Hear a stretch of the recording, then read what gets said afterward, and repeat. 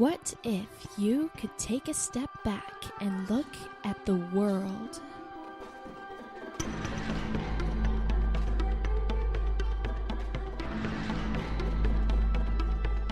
Explore the line between certainty and doubt.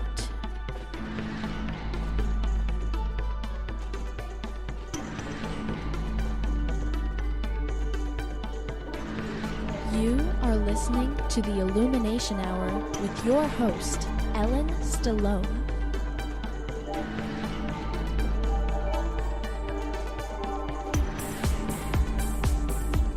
Hello, welcome back, my lovely listeners. This is episode 11 of the Illumination Hour with me, your host, Ellen. And last week, we ended the show on personhood with kind of a cliffhanger. I said that I was going to carry on that topic into this week. And look at this, the prophecy is coming true. This week, I want to get more specific, dig in deeper into the discussion that we began last episode, when we began talking about personhood. How do you define it? What is it? And maybe some different ways we can view what a person is. Well, this week, I want to go into some of the most hotly debated discussions involving personhood. And I think some of you have probably heard of these before, at least in passing. If not, you're very familiar with them, in which case, good for you. But I think there are a lot of people out there that haven't really stopped to give this some thought, mostly because it's just such an unusual topic. I mean, how often do you call into question the entire moral community around you? For some of us, it's more often than others, but that just means that we need to give ourselves a reminder every now and then. Everyone slips up sometimes, and we all just need to be there to support each other and share our wisdom and knowledge. So I'm just going to jump right into the discussion now, since this is part 2 of an ongoing investigation into what persons are. Let's talk about companies and corporations. When did they become people? Are they people? The U.S. Supreme Court says that they are, at least sometimes. And in the past couple years, the court has dramatically expanded corporate rights. It ruled that corporations have the right to spend money in candidate elections, and that some for-profit corporations may, on religious grounds, refuse to comply with a federal mandate to cover birth control in their employee health plans. These are personal rights that are being afforded to corporations. To many, the concept of corporations as people seems really strange, to say the least, but it's not a new idea. A corporation, according to the dictionary, is a number of persons united in one body for a purpose. Sounds pretty good, doesn't it? Corporate entities date back to medieval times. Columbia law professor John Coffey, an author on corporate law, says that you can think of the Catholic Church as probably the first entity that could buy and sell property in its own name. Having an artificial legal persona is especially important to churches, says Elizabeth Pullman, an associate professor at Loyola Law School in Los Angeles.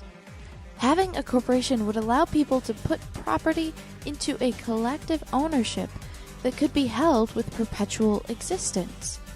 So it wouldn't be tied to any one person's lifespan or subject necessarily to laws regarding inheriting property.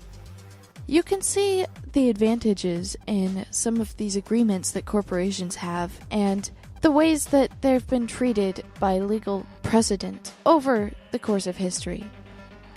As time went on, in the United States and elsewhere, the advantages of incorporation were essential to efficient and secure economic development. Unlike partnerships, the corporations existed continuously, even if a partner died. There's no unanimity required to do something. Shareholders were also safe from being sued individually. Only the corporation as a whole can be sued. So investors only risk as much as what they put into buying their shares. By the 1800s, incorporation and the process behind it became a lot simpler. But corporations are not mentioned anywhere in the Constitution, which leaves the courts to determine what rights corporations have and which corporations have them. After all, Coca-Cola and the NAACP and the National Rifle Association, along with churches and local nonprofits, these are all corporations. All of these truly different types of organizations might come under the label corporation, Pullman observes. And so the really difficult thing is to figure out how to treat these different things under the Constitution. In the early years of this wonderful republic that is the United States, the only rights given to the corporation was the legal right to have their contract respected by the government.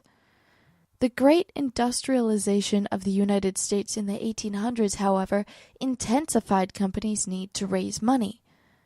So companies are expanding, they're growing at an ever-increasing rate, they're looking for more labor and, more importantly, more capital. They need more and more. How do they do this? Corporations. With the invention of the railroad, you need a great deal of capital to exploit its purpose, Columbia professor Coffey says, and only the corporate form offered limited liability, easy transferability of shares, and continued perpetual existence. On top of this, the end of the Civil War and the adoption of the 14th Amendment provided an opportunity for corporations to seek further legal protection, says Moglen, also a Columbia University professor. So essentially the 14th Amendment is the one that addresses citizenship rights and equal protection of the law.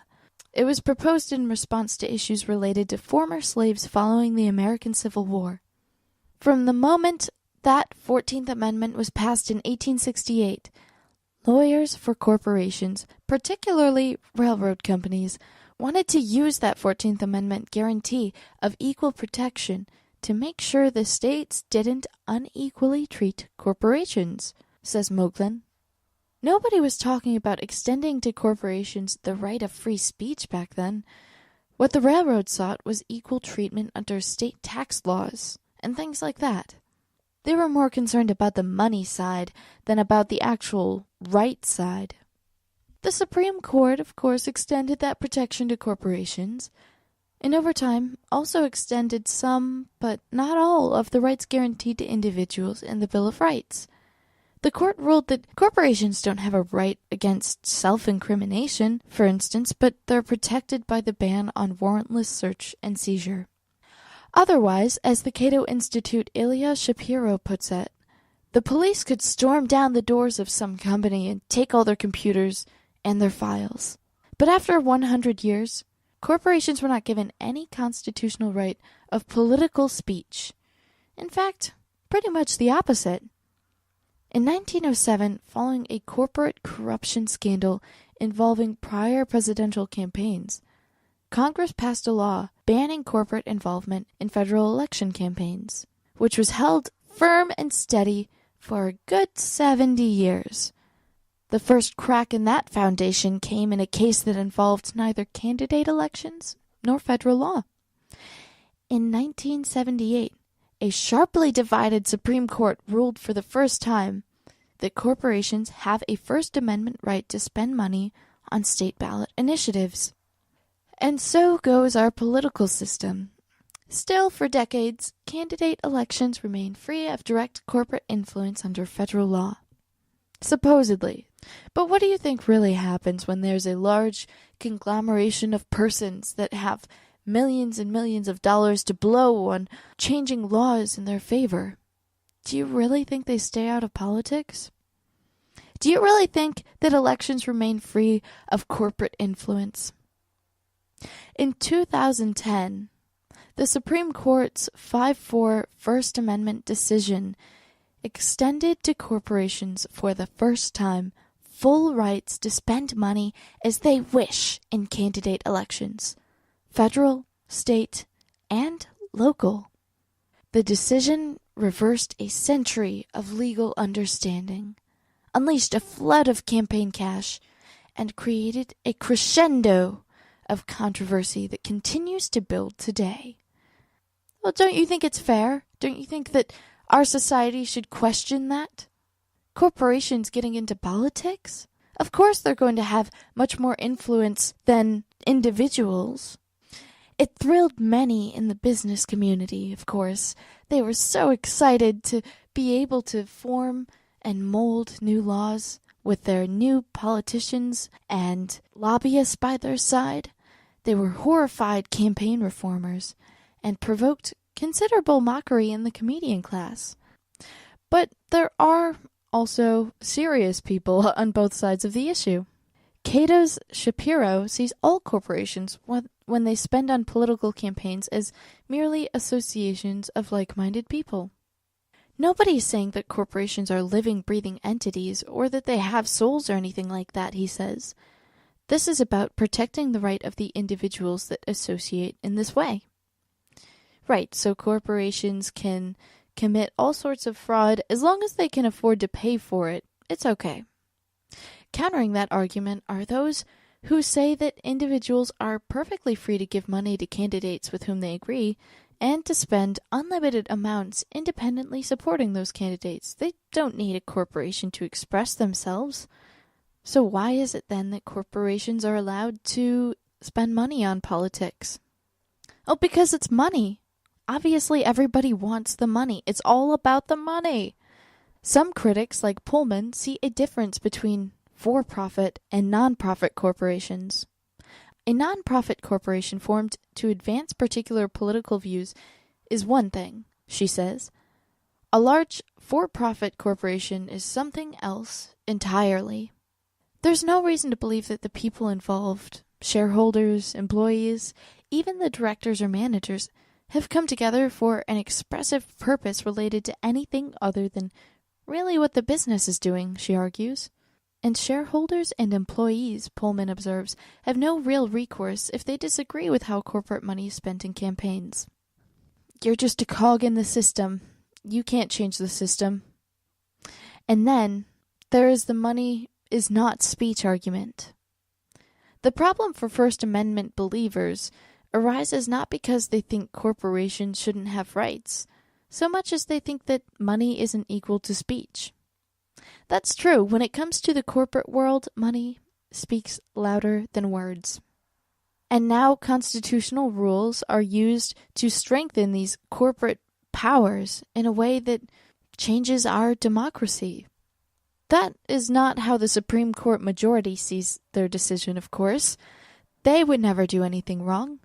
The court has said that because speech is an essential mechanism of democracy, the First Amendment forbids discrimination against any class of speaker. It matters not, the court said just this year, that some speakers, because of the money they spend on elections, may have undue influence on public policy.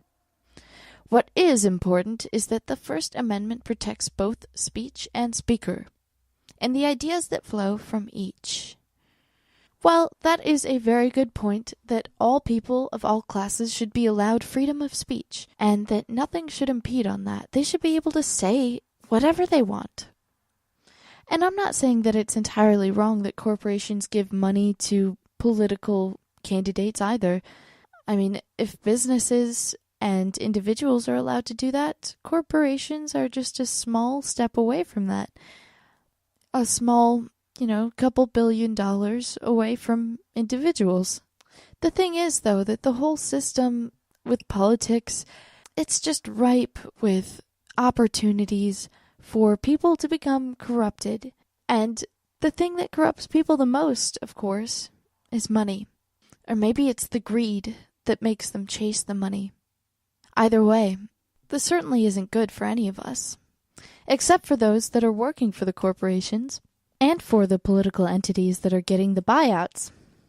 So what is the argument against corporate personhood? Well, it comes down to 3 basic things: their entity status, their perpetual duration, and their limited liability. I'm going to reference an article here from thelibertarianstandard.com, written by Stephen Kinsella. In this article, he says that each of these three corporate features, pointed to as state-granted privilege, can be created purely by private contract. As for entity status, such as being able to represent the firm in lawsuits for property ownership purposes in the firm's name, this is just a convenient legal fiction that could be created by means of trustees or other contractual techniques, including agreements with private defense agencies, insurance companies, arbitral agencies, and the like. In any case, even stripped of this procedural convenience, firms could still organize themselves as joint stock companies or corporations. As for perpetual duration, this can be achieved easily by means of continuity agreements and the like, things that aren't exactly privileges granted by the state. And finally, the big objection to corporations is the limited liability for shareholders. Now, let's mention that many non-attorney critics of this notion seem confused about what it means, and they think the doctrine insulates certain people from liability even if they're negligent, so long as they're a shareholder. Or the doctrine somehow exempts managers and officers of the corporation from liability. But this is wrong. The doctrine merely says that shareholders are not jointly and severally liable for the debts of the company that they have a share in. If somebody owns shares in a company and that company is sued and driven to bankruptcy, the person investing loses the value of his shares but is not personally liable for the lawsuit against the company. So, sure, you can get some of the benefits of being a corporation from non-state-granted rights and privileges, but does that mean that it's right for corporations to become involved in politics? Perhaps the main question is that because that's what corporations get involved in that changes so much of our world. Perhaps the problem isn't that the state has granted them these rights. If they could get them themselves without the state's help, then that's great, that's fine. But the problem is they're influencing the political landscape in a way that it would take individuals decades to do. And it's allowing for bad laws to pass faster. There is a good point raised about the entity status, perpetual duration, and limited liability. It is a good argument that Kinsella brings up. But there is more involved in corporate personhood than meets the eye. Although I will leave that to you, listeners, to decide on for yourselves. Because for now, we need to move on to the next group of persons or non-persons that is in debate. The question of the embryo's moral status. Now, we're talking about human embryos, of course. I don't think anybody is really debating whether dog embryos are persons or not persons. At least not yet. Here I'm going to be referencing an article from the Bioethica Forum. The embryo's moral status is a hotly debated question. Some authors give the embryo the same status as that of adults, while others consider it more akin to things or living beings such as animals. The difficulty lies in that although an embryo will sometimes become an adult human being, they're not already one.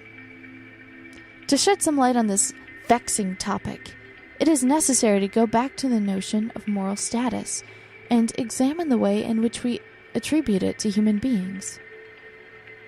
We sometimes deem that a being's moral status depends on its intrinsic value, and that its intrinsic value depends on its intrinsic properties. The relevant intrinsic property for an adult human being is the possession of reason, and this property confers to its bearer the status of a person. So, is the embryo a person? The answer depends on the meaning we give to the expression to possess reason. Is it an actual or dispositional property? If it is a disposition, is it an actual one or a future-oriented potential one? The examination of the notion of a disposition gives a stronger support to the thesis that an embryo may not be a proper person, but rather a potential one.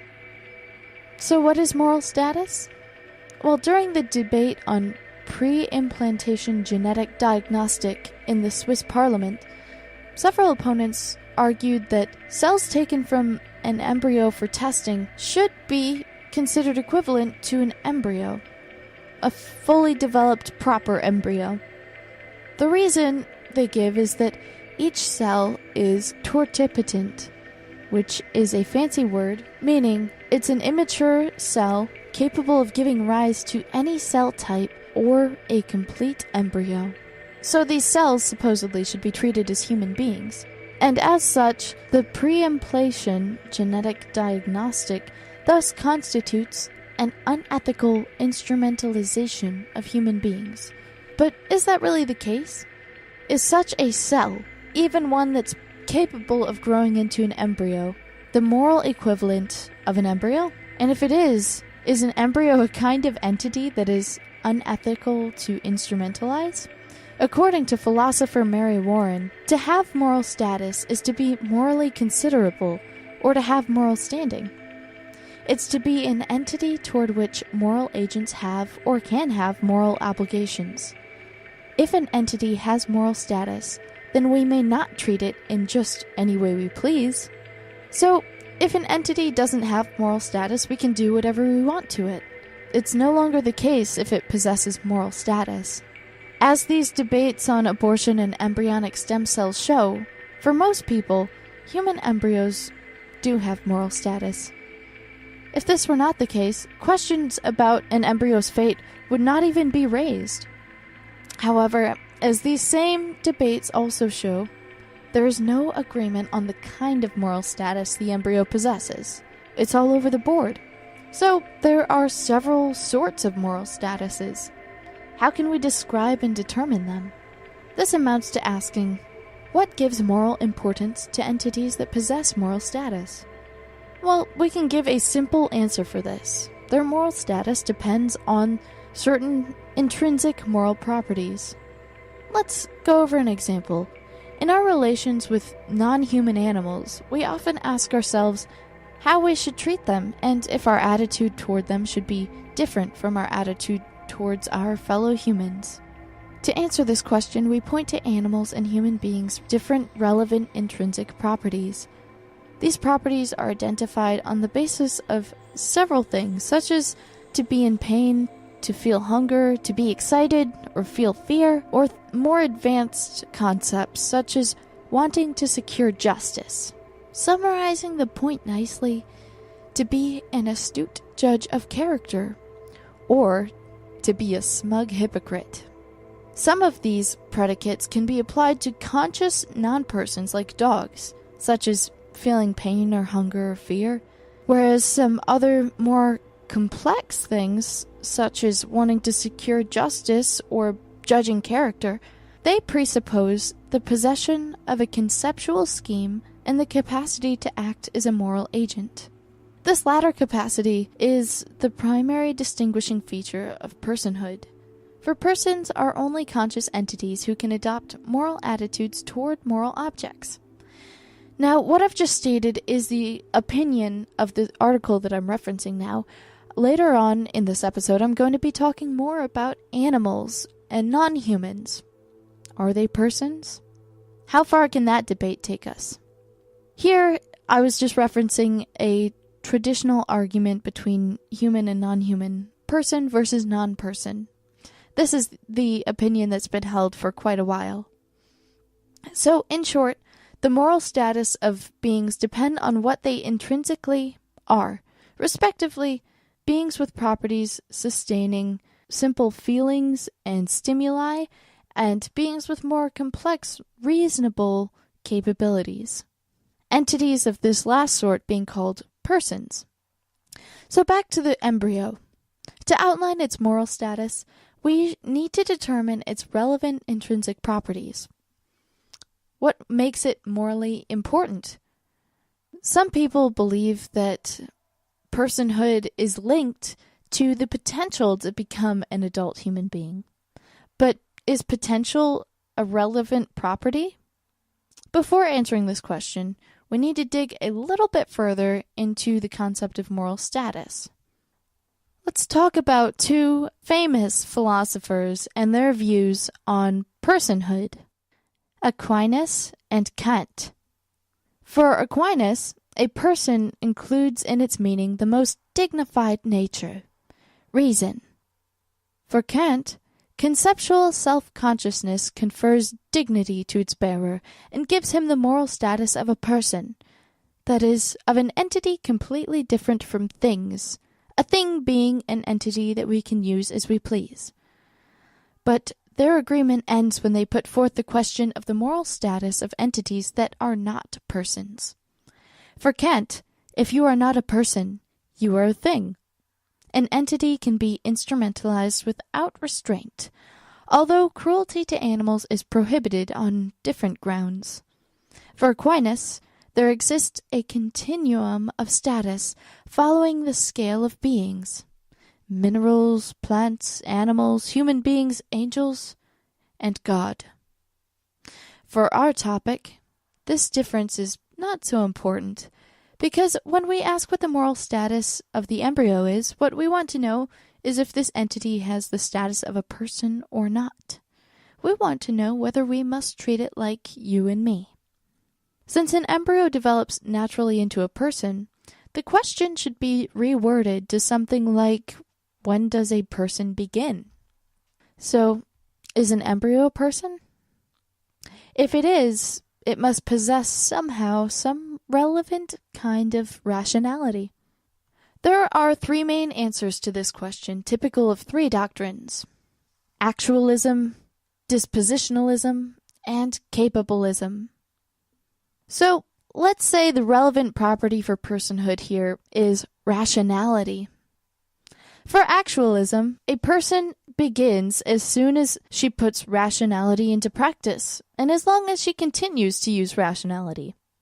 So, to confer personhood, rationality must be an actual property of a person. For dispositionalism, a person begins as soon as they put rationality in practice and continues to be a person as long as she is able to put it into practice. So, to confer personhood, it suffices that rationality is a dispositional property of a person.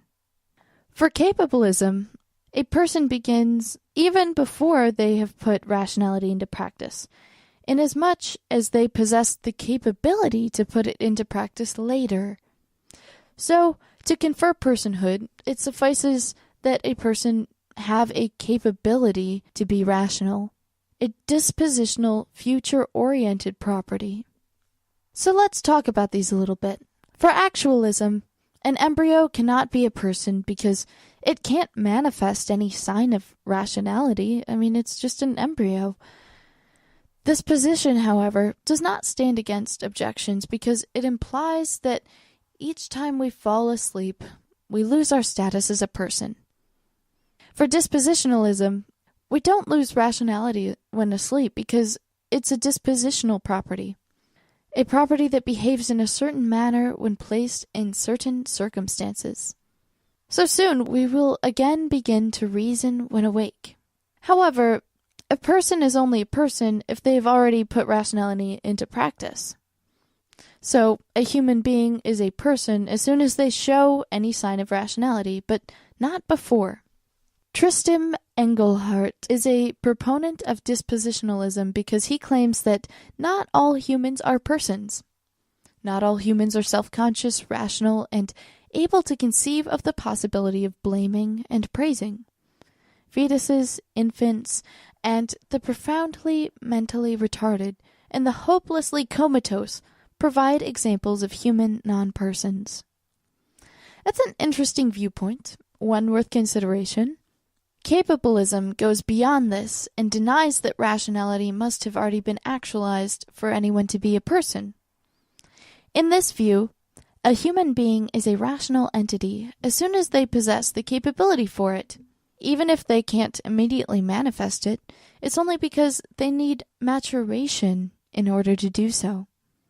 In more extreme forms, capabilism asserts that the embryo possesses rationality from the moment of conception. As it's well known, this is the position of the Catholic Church. let's not go into how scientifically ridiculous that is, and move on. It's important not to confuse the capabilities that constitute the heart of dispositionalism and of capabilism with potentialities. Both belong to a large set of dispositional properties, and both often are referred to as capabilities. Strictly speaking, however, a capability is a disposition to do or undergo something, and potentiality is a disposition to become something. In this strict philosophical sense, when we say that an embryo has the potentiality to be a person, or is a potential person, we mean that it has the capability or disposition of becoming a person, and not that it's truly a person. As Robert Eliot says, potential persons are actual organisms with a potential for developing those characteristics definitive of a person. It will later become a person, but is not yet one. Thus, it doesn't have the moral status of a person. This is why capabilists insist that embryos possess rationality as a capability and not as a potentiality. It possesses it now, so it's not the case that we'll only acquire it later in becoming a person. Capabilists say that embryos possess rationality sometime before it's put into practice because it's a capability. The extreme version of capabilism places the beginning of personhood at conception. Actualism and dispositionalism deny this and affirm that the embryo and even the fetus are only potential persons. Some nevertheless consider that this potentiality is not morally trivial. The intrinsic property of becoming later a person confers some value on the embryo and on the fetus to be a potential person, even if it is lesser one than the status of a proper person. Let's call them potentialists for the moment. And it's not important to evaluate potentialism because our present question is the embryo a person? Only in the case of a negative answer will potentialities come to the forefront. So, does personhood begin at conception? Since rationality is a disposition, dispositionalism and capabilism are the only acceptable alternatives. Which one's the right one? This debate is certainly not new, and since its beginning, a great variety of arguments have been presented for and against each position. Here we're just going to focus on what is the most crucial point of this debate, the question of the nature of dispositions. It's relatively easy to tell if a certain entity has a certain property, as long as it's an observable one, although sometimes it takes a long time and many difficulties before we can observe certain behaviors. A disposition is not observable per se. It's an inferred property, and to be inferred, it must have manifested itself. We know that glass is brittle because pieces of glass have broken. Contrary to appearances, this is not an argument in favor of dispositionalism. If we can't say that glass is brittle before some piece of glass is actually broken, we can say that a particular piece of glass is brittle before it breaks, and even if it never breaks. In the same manner, if we could not say that embryos possess rationality before some embryo has manifested it, we could say that a particular embryo possesses rationality, even if it's not manifested yet. Nevertheless, there is a special difficulty in the case of an embryo. An embryo as such will never manifest rationality, has never manifested it, and will never manifest it. As an embryo is a developmental entity, it does not have all the properties it will possess later from the outset, because it acquires many skills later on. So, this is where the difficulty lies. At what point of its development does it actually acquire rationality? To answer this question, it will help us to look a little bit more into dispositions. A disposition is a tendency to behave in a certain way in a certain environment. Glass is brittle, therefore it has the tendency to break when it's thrown to the ground. Glass has this tendency because of its molecular structure. So to have a certain molecular structure is the actual property that underlies brittleness. We call such a property a basis property. Basis properties are actual ones and therefore are observable. So what's the basis property of rationality, and when does the embryo get it? Of course, none of us really know, but it does seem that it must be something in the brain. We could say that a human being cannot be a person before the brain is in its skull, and that therefore the embryo can't be a person. This conclusion, however, doesn't follow because the basis properties and dispositions are situated on causal chains. The brain has the capacity to think, a capacity that the embryo does not possess because it has no brain. But the embryo has all the basic properties that will initiate the development of the brain. Or, in other words, the embryo has the disposition to be brained. The existence of this causal chain supports capabilism. As soon as the embryo possesses human characteristics, it is a person. As Aquinas so elegantly said, "As there is no flesh without a soul, there is no human flesh without a human soul," i.e., a rational one. As soon as a body is human, and it is a human from conception, it possesses rationality. That is, it's a person. But if it is the continuity of human characteristics that count, why stop at that? Are not gametes humans too?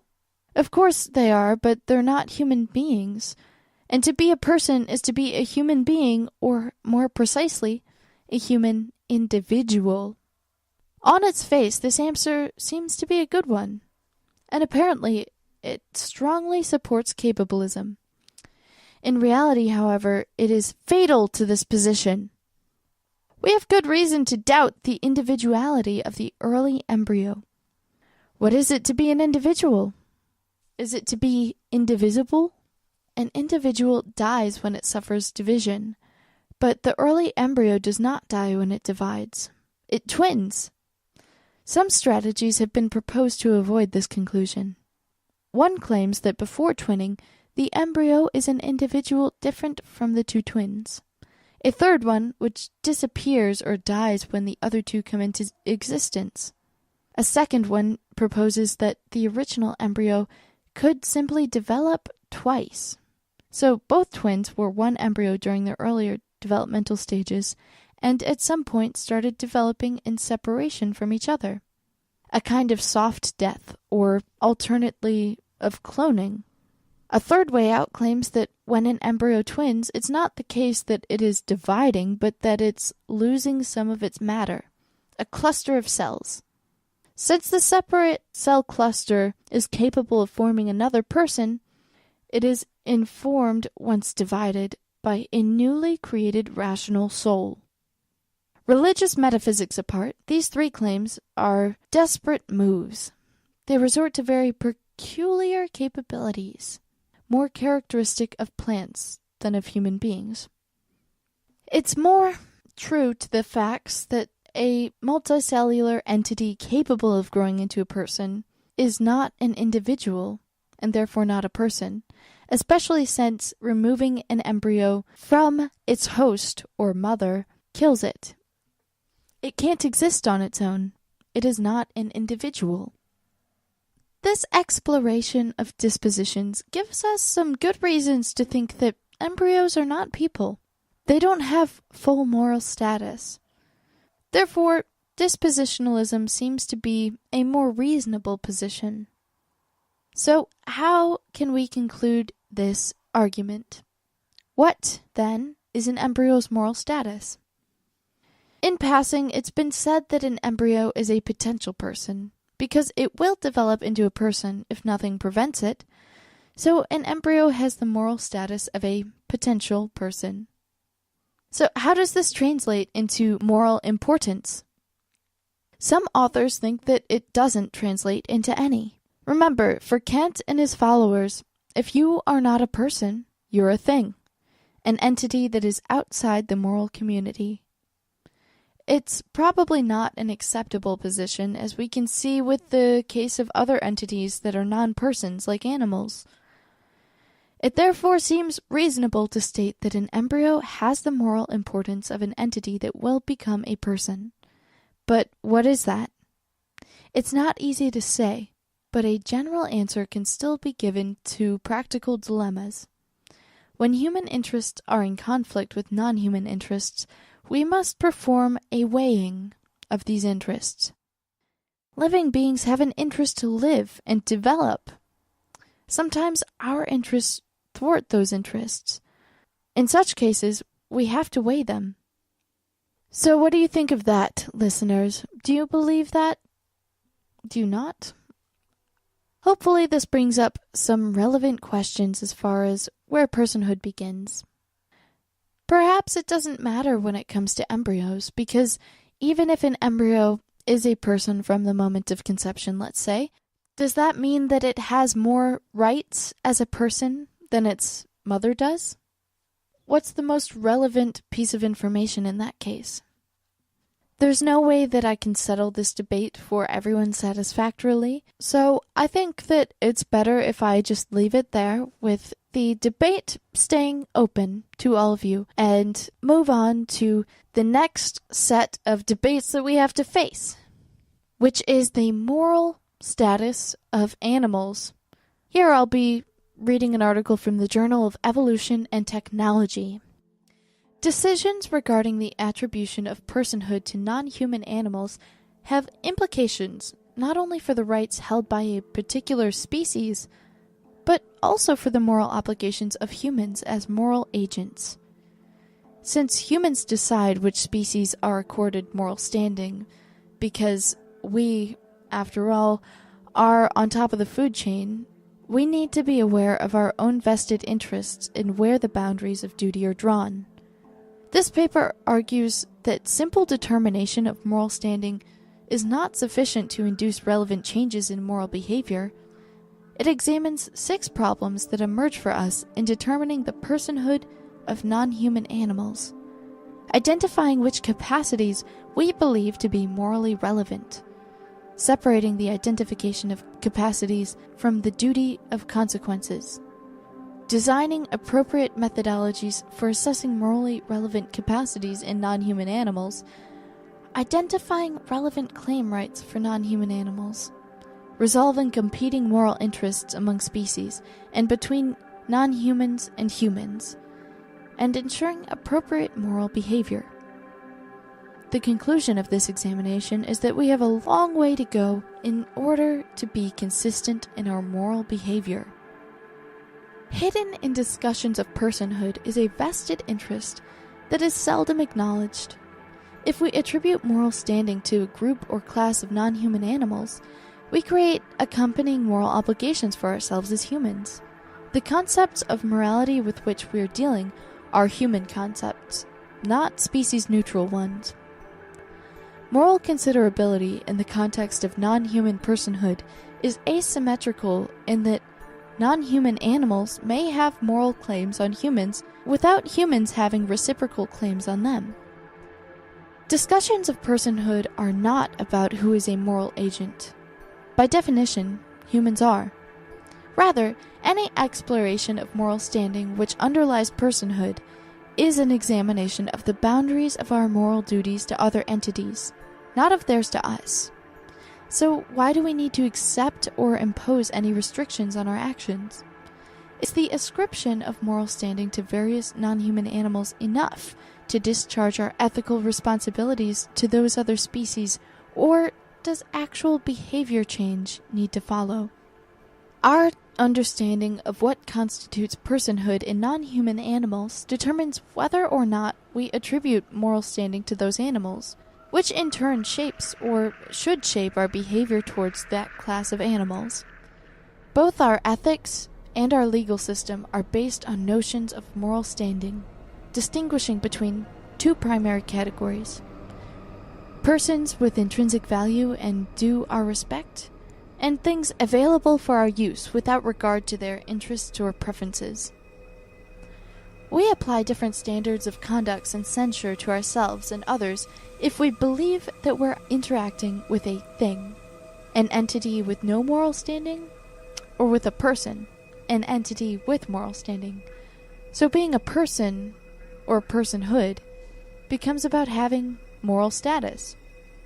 When we talk about non-human animals having moral status, we are referring to whether or not we feel we ought to, when making moral decisions, take that animal's welfare into account for the animal's own sake, and not merely for the benefit of ourselves or someone else.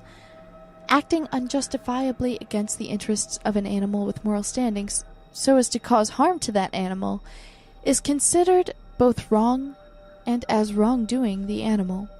If we examine the concept of moral standing more closely, we find that a non-human animal has moral standing if, when making a moral decision, we feel we ought to take that animal welfare into account for the animal's own sake. The critical words above are, if we feel we ought to. The assignment of moral standing is a social choice, not an inherent attribute independent of human preferences, and reflects an often unspoken set of values. So recognizing how we make the choice to assign moral standing becomes relevant. The concept of moral standing is unfortunately intricately related to that of legal standing. Legal standing refers to the ability of an entity or its advocate to demonstrate that the entity has or will certainly suffer harm from a particular action. The harm is directly attributable to the party engaged in that action, and it is possible for the court to redress the injury. Since only an entity with moral standing can, by definition, experience harm or injury, moral status is a necessary condition for legal personhood. The assignment of legal standing, too, is a matter of social choice. For example, corporations, as groups of humans or natural persons, have been designated as legal or juridical persons. The law then can, if it chooses, create persons. It's not merely a passive recorder of their presence. Whether or not we want to grant legal standing as a person before the law, this has significant and possibly moral consequences. Matthew Hazelpan is a case in point. This chimpanzee was abducted from Sierra Leone in 1982 and transported to Australia, where he was placed in a shelter. In 2007, when the shelter threatened to go into bankruptcy and close, friends of Matthew tried to intervene and establish a fund for his care. The Australian courts found that Matthew existed only as an asset of the shelter and had no legal standing to either receive funds or even to have a legal guardian appointed who could receive funds in his name. The case was appealed unsuccessfully to the European Court of Human Rights. If, however, Matthew were recognized as a person, the damage done to his life would count, and he himself could start legal procedures against those responsible for it. He could sue the animal dealers who abducted him and killed his mother. He could sue the company who paid for his abduction in order to do experiments on him.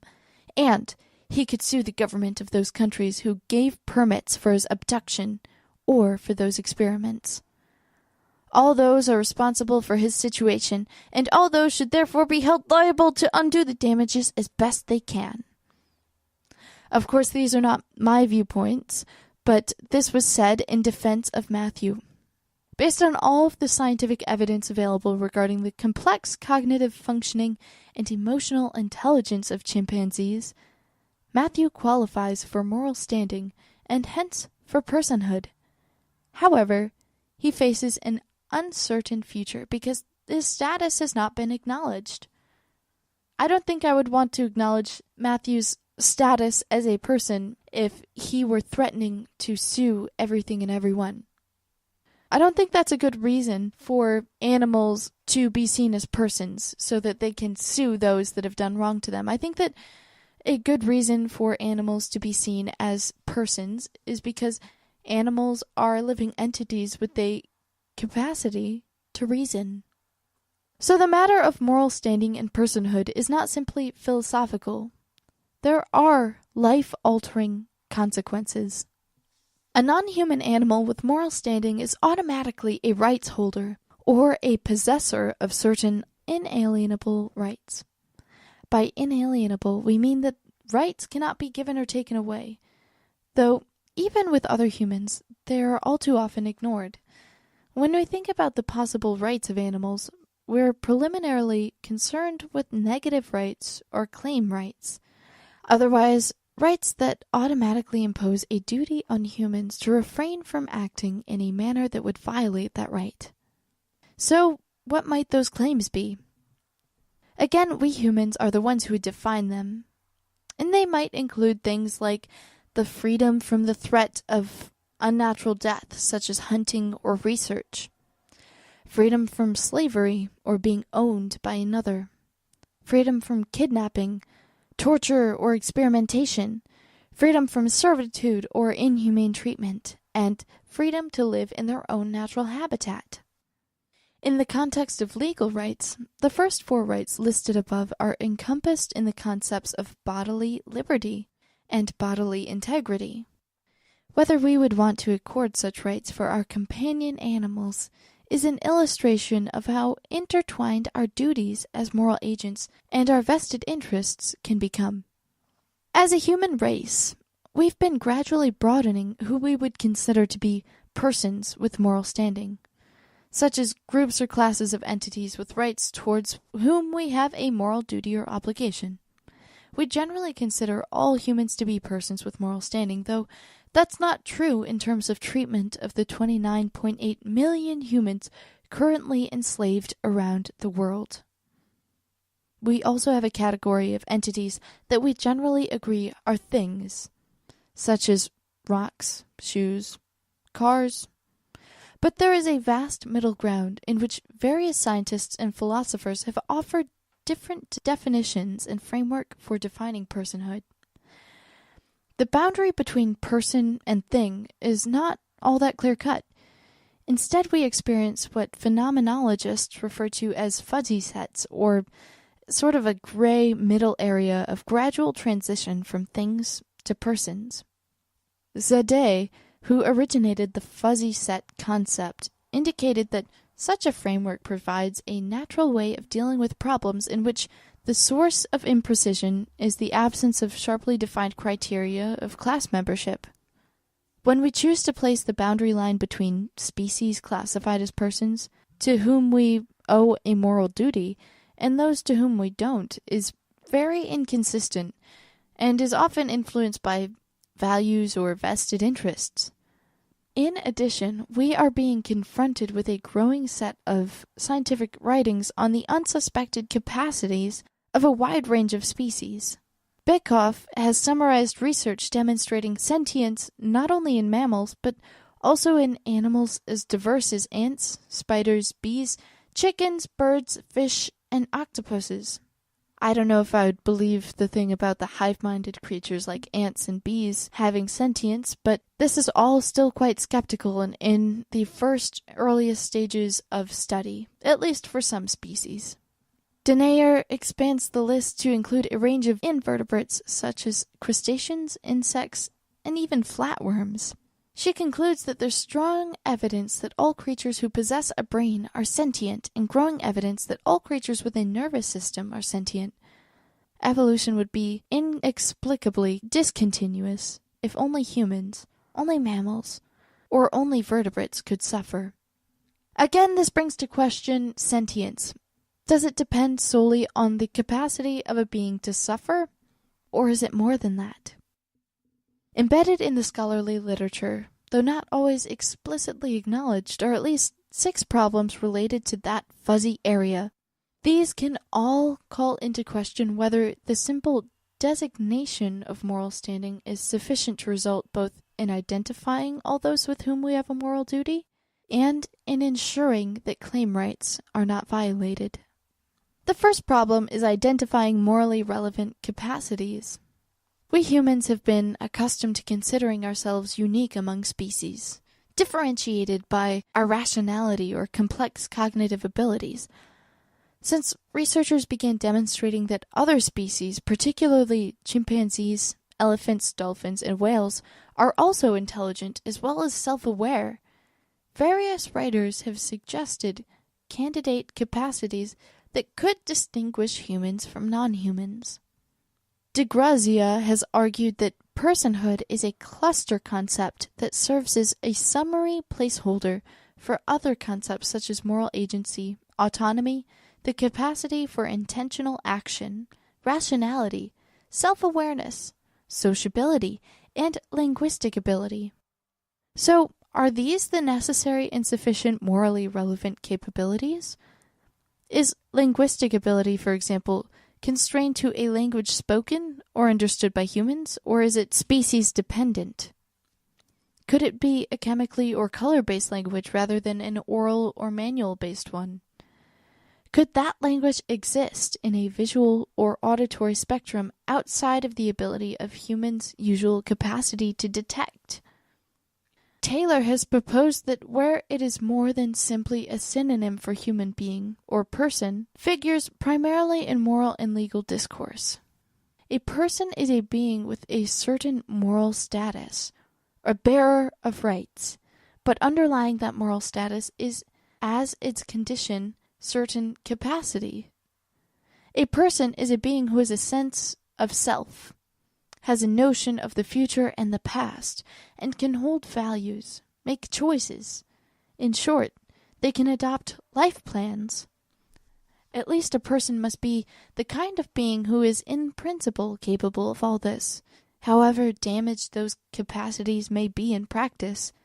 As we sort through these various candidates for capacities related to moral standing, we can see the focus has gradually shifted over the centuries from rationality to sentience, from intelligence to the ability to suffer or feel pain. We can think of sentience, which is the ability to perceive and feel, as a threshold capacity that distinguishes at the most basic level between those without moral standing and those with it. Without sentience, the argument goes, no harm can be felt, and thus could not have occurred. Is simple sentience enough to confer full personhood with inalienable rights? Probably not. Most likely it is enough only to invoke a duty of care, in the same manner that we owe a duty of care to infants or persons with severe developmental disabilities who are not able to make decisions for themselves. Thus, non-human animals with only sentience could be considered as having limited moral standing but not actual personhood. Based on current research, crabs and lobsters would fall into this category of limited moral standing, with moral implications for the human food industry. Once past the threshold of sentience, what other capacities matter and how much do they matter? Well, there are three other categories that we consider as worthy of exploration: self-awareness, agency, including cognitive abilities, and social relationships, or culture. As a test of this approach, we can review the research from a range of different non-human species. The most common way to measure experimentally self-awareness has been the mirror test. Does a non-human animal display behavior indicating that they're aware of the image in the mirror as themselves? The answer is clearly yes for elephants, chimpanzees, and dolphins, and also magpies. However, the mirror test methodology relies on visual cues, which predominate in human experience. There are other species, such as bears and dogs, who rely primarily on a sense of smell, and so would need to be evaluated with a different methodology. More important, though, than a simple self-recognition is being what Reagan refers to as a subject of a life. Does the entity have a sense of continuity over time if engagement in a life process? If the answer is yes, then harm would limit or cut short those future possibilities. A corollary of that sense of having one's own perspective is metacognition, which recent research has demonstrated to occur in chimpanzees. Metacognition is basically reflecting back and thinking about your thought processes or your decisions. Much of the focus of research has been in the arena of intelligence, decision-making, and problem-solving, and the compilation of research articles provides ample evidence that elephants and cetaceans are very intelligent, second only to humans. Chimpanzees, along with other great apes, have demonstrated that they are intelligent and good problem solvers, often better than humans at math. Black bears can also count as well as primates. Crows are at the top of the avian IQ scale, as well as being very handy with tools. Even octopuses have been proven to have excellent problem-solving ability, as well as a range of strategies for evading predators, including changing their shape, color, and texture. Wild elephants live in extended matriarchal groups with complex networks of individual relationships. They display a range of behavior to assist each other. When members of their herd die, they engage in mourning rituals. In fact, dozens of elephants arrive at the home of Lawrence Anthony, the late elephant whisperer, to mourn his death. Chimpanzees, too, are highly social and have been shown to starve themselves rather than inflict pain on another chimp. When given the choice, they prefer outcomes that rewarded both themselves and their apparent opponent, as did rats. Orangutan mothers stay with their young for 8 to 10 years, nurturing them, clearly displaying signs of care. Dolphins and whales as well live in highly complex societies with cultural transmission of learned behavior. They also play together, cross-species. Humpback whales have been observed helping a baby gray whale in danger from a pod of orcas. Of all the species reviewed, only the octopus is not social. This may be related to its brief lifespan, averaging 3 years, although we should keep in mind that social capabilities of animals don't necessarily determine their moral status. As this research accumulates, we're finding more and more evidence of a wide range of capacities that humans associate with personhood, which are demonstrated by an extraordinarily wide range of non-human animals. Does this mean that all sentient animals have moral standing? Would we be willing to accept such a broad mandate of duty? Since moral standing is socially determined, one of the complicating factors is that declaring a non-human to be a rights holder results in a limitation on humans' liberty to act. While we may recognize and intellectually accept scientific evidence of sentience, consciousness, complex cognitive functioning, or future orientation, that doesn't mean that we're prepared to act towards that species of non-human animals as we would towards another human. For example, scientists are divided on whether lobsters feel pain when plunged into boiling water, but agree that they do cringe and would certainly condemn plunging a human into water of killing temperatures. The intelligence and social culture of elephants is not open to dispute, though, and still zoos and other owners keep single elephants chained to stakes in concrete yards, separated forever from their family herd. A practice that would be loudly condemned is perpetuated on humans. If debates within the scientific community are examined, humans' vested interests are clearly at play. While there is clear evidence of the grounds for moral standing for great apes, their use as things is still of paramount importance to some. The following statement has been attributed to Professor Blakemore of the Medical Council of Great Britain. It would be necessary to perform research on great apes if humans were threatened by a pandemic virus that afflicted only humans and other great apes. Is that true? Apes are still genetically different from humans, and not all things that affect humans would affect great apes in the same way. Our own preferences and habits often intervene and slant the data we receive, so that we can buffer ourselves from any need to change. One of the methods we use is in our choice of vocabulary. Culling has a less disturbing sound than murdering or slaughtering. How can we achieve objectivity or awareness without reverting to vested interests is unclear. We all just have to maintain a firmly rooted rational outlook when talking about animals. Immediately at the threshold of sentience, we run into some difficulties. How are we supposed to measure the sentience, or indeed any other attribute of entities quite different from ourselves. For years, we blithely believed that humans were the only species to use tools, until researchers documented that wasps were using pebbles as hammers, octopuses were carrying coconut shells as portable hiding places, crows are using sticks to dig in the ground for grubs, and many other examples. The mathematical abilities of fish have proven to be on par with those of monkeys, dolphins, and bright young human children.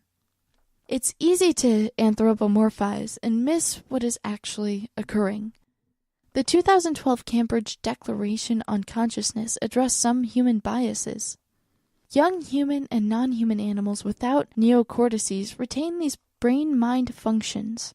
Furthermore, neural circuits supporting behavioral or electrophysiological states of attentiveness, sleep, and decision making appear to have arisen in evolution as early as the invertebrate radiation, being evident in insects and cephalopod mollusks, such as octopi. The absence of a neocortex does not appear to preclude an organism from experiencing affective states. There has been a lot of controversy over whether or not fish feel pain, the resolution of which has clear implications for the sport of fishing. One group of scientists has announced that it's not possible for fish to feel pain because they don't possess a neocortex, which is involved in humans' experience of pain. Instead, they assert that only nociception occurs. Nociception, just in case you're unaware, is the sensory nervous system's response to certain harmful or potentially harmful stimuli. It's an automatic thing. It happens without your control. Other scientists assert that they have controlled for nociception, and fish do indeed feel pain, just processed differently than in humans. Similar issues have arisen in regard to the intelligence of octopuses as they rely on a nervous system that is fundamentally different than that of vertebrates. It would make sense that all living things, fish and octopus alike, would need to feel pain in order to have a feedback mechanism from their environment, otherwise they wouldn't have been able to exist and sustain themselves for so many millennia. There are also prejudices that affect our evaluation of the dynamics we witness. Most pervasive is the association of sameness with personhood and a rejection of difference. We more readily attribute personhood to chimpanzees who are structurally similar to us, while distancing ourselves from elephants and dolphins, who are actually more intelligent and more similar to us in emotional intelligence. As for dolphins, their intelligence, self-awareness, emotional sophistication, and social complexity mean that they are similar to us. But cetaceans, unlike great apes for instance, look and move completely differently, lack changes in clearly recognizable facial expressions, communicate in strange modalities, live in a very different physical environment, and seem to possess a level of social cohesion foreign even to us. Indeed, in the midst of the horrendous annual slaughters in the dolphin hunt drives, dolphins call out to each other in panic and pain, and yet still appear to us to be smiling. Because of our focus on sameness, we tend to measure other species against a human yardstick. We affirm that they have language if they learn our language, without giving any thought to the fact that our language would be a second or third language for them. We assume in the design of our experiments that visual cues are the primary mode of interacting with the environment. We privilege species that use hands or feet, as we do. It's become clear that we need to evaluate attributes with a meaningful context for non-humans in question. Researchers are becoming more creative and less human-centered in their approaches. DeWaal has provided some intriguing examples. Because elephants use their trunks for smell, they're unlikely to reach for a stick, as a chimpanzee or human might, and block the sense organ if they can find alternatives to solve a problem. Chimpanzees can tell the faces of other chimpanzees apart, although they might not distinguish as well between human faces. Elephants are also clearly able to demonstrate self-awareness once the mirror being used is increased in size to 8 feet by 8 feet. We need to be careful not to assume that just because we're not finding a capacity, it isn't there. The shortcoming may be our own approach to measurement. There are several other interesting problems that we run into when trying to figure out how it is that we should deal with non-human person rights. But the last one I want to cover today is about resolving competing moral interests. In real life, we frequently have situations where the rights of one group come into apparent conflict with those of another. Given all of the scientific evidence, we can no longer assume that human interests are always most important. How are we to decide then what takes precedence? Up to this point, we've been concerned primarily with moral considerability, or whether a species has or does not have moral standing. But now we turn to moral significance, or how much weight we give to the possession of particular capacities, to which interests are pertinent to moral standing, to the circumstances in which those interests occur, and to the relationship existing between the entities involved.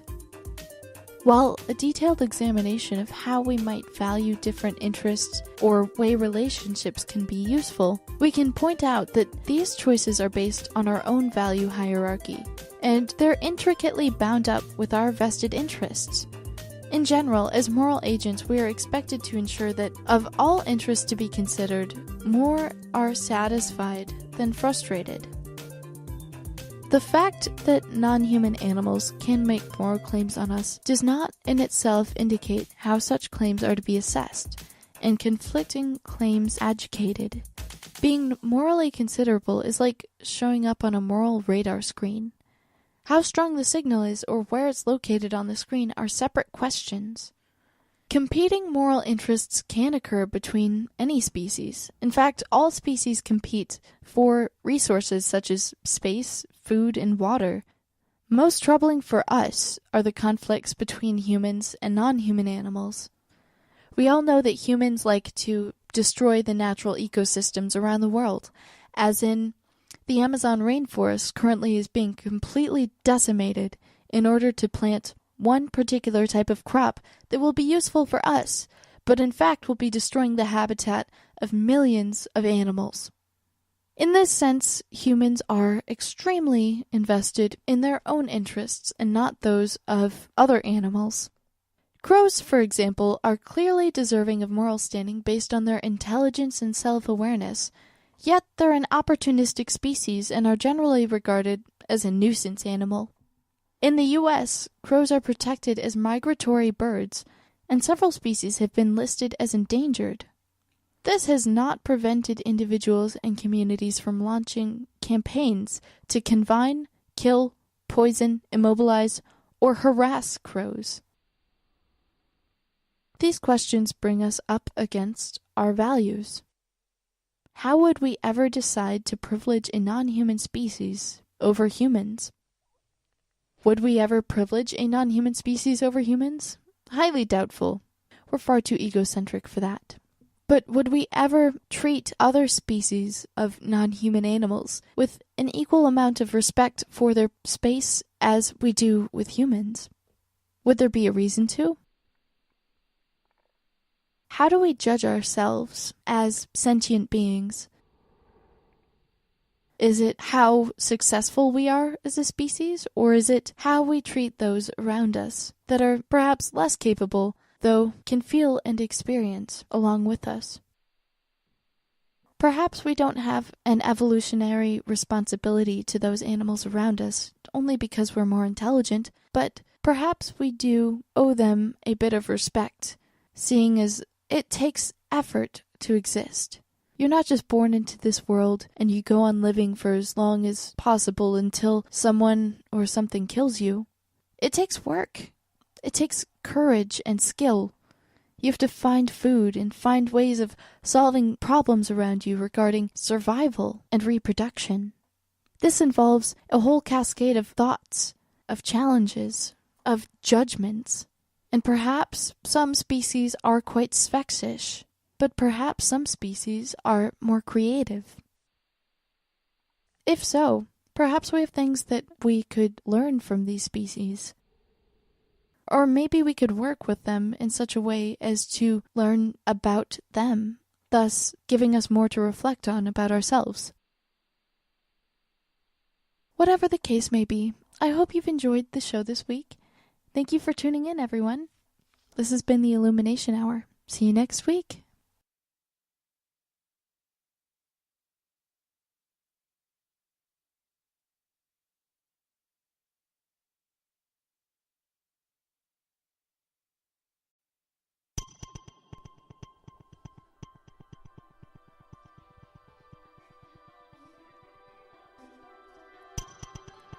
What if you could take a step back and look at the world?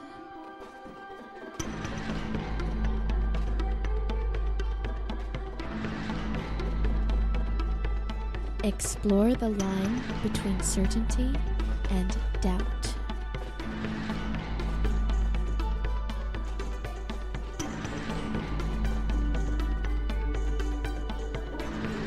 You are listening to the Illumination Hour with your host, Ellen Stallone.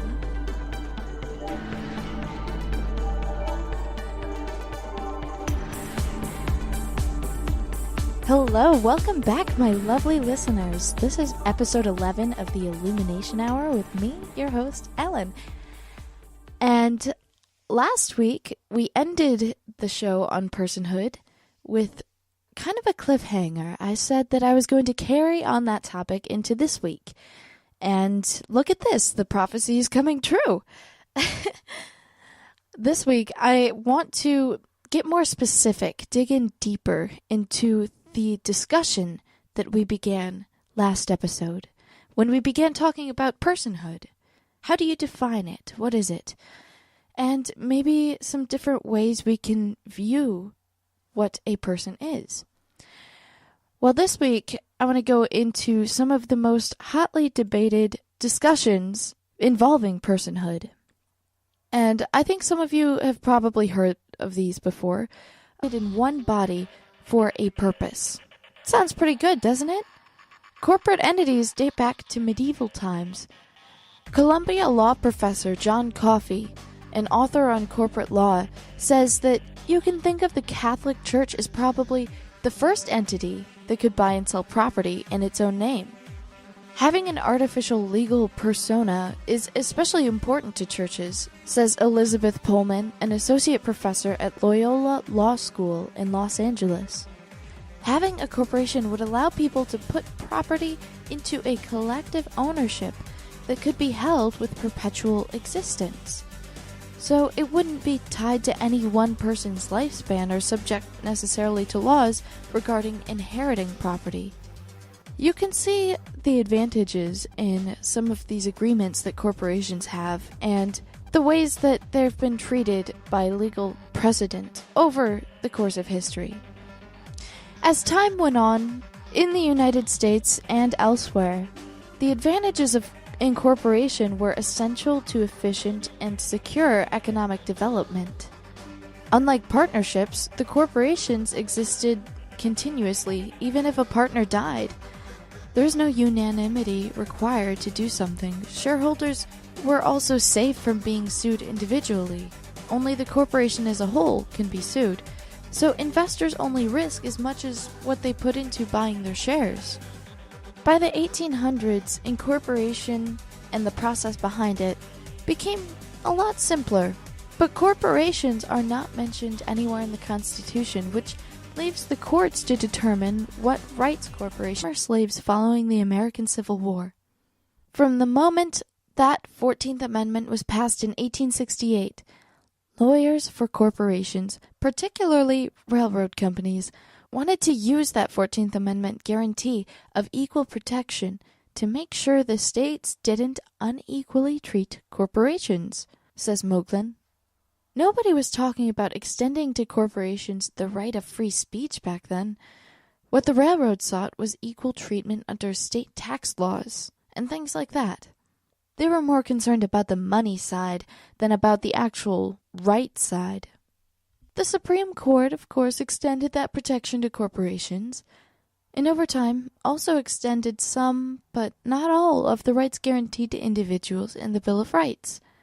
The court ruled that corporations don't have a right against self-incrimination, for instance, but they're protected by the ban on warrantless search and seizure. Otherwise, as the Cato Institute Ilya Shapiro puts it, the police could storm down the doors of some company and take all their computers and their files. But after 100 years, corporations were not given any constitutional right of political speech. In fact, pretty much the opposite.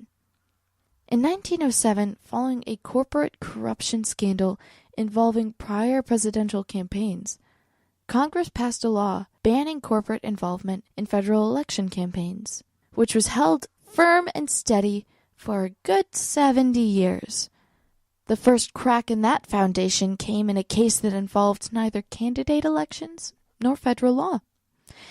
In 1978, at least in passing, if not, you're very familiar with them, in which case, good for you. But I think there are a lot of people out there that haven't really stopped to give this some thought, mostly because it's just such an unusual topic. I mean, how often do you call into question the entire moral community around you? For some of us, it's more often than others, but that just means that we need to give ourselves a reminder every now and then. Everyone slips up sometimes, and we all just need to be there to support each other and share our wisdom and knowledge. So I'm just going to jump right into the discussion now, since this is part 2 of an ongoing investigation into what persons are. Let's talk about companies and corporations. When did they become people? Are they people? The U.S. Supreme Court says that they are, at least sometimes. And in the past couple years, the court has dramatically expanded corporate rights. It ruled that corporations have the right to spend money in candidate elections, and that some for-profit corporations may, on religious grounds, refuse to comply with a federal mandate to cover birth control in their employee health plans. These are personal rights that are being afforded to corporations. To many, the concept of corporations as people seems really strange, to say the least, but it's not a new idea. A corporation, according to the dictionary, is a number of persons united have, and which corporations have them. After all, Coca-Cola and the NAACP and the National Rifle Association, along with churches and local nonprofits, these are all corporations. All of these truly different types of organizations might come under the label corporation, Pullman observes, and so the really difficult thing is to figure out how to treat these different things under the Constitution. In the early years of this wonderful republic that is the United States, the only rights given to the corporation was the legal right to have their contract respected by the government. The great industrialization of the United States in the 1800s, however, intensified companies' need to raise money. So companies are expanding, they're growing at an ever-increasing rate, they're looking for more labor and, more importantly, more capital. They need more and more. How do they do this? Corporations. With the invention of the railroad, you need a great deal of capital to exploit its purpose, Columbia professor Coffey says, and only the corporate form offered limited liability, easy transferability of shares, and continued perpetual existence. On top of this, the end of the Civil War and the adoption of the 14th Amendment provided an opportunity for corporations to seek further legal protection, says Moglin, also a Columbia University professor. So essentially the 14th Amendment is the one that addresses citizenship rights and equal protection of the law. It was proposed in response to issues related to formal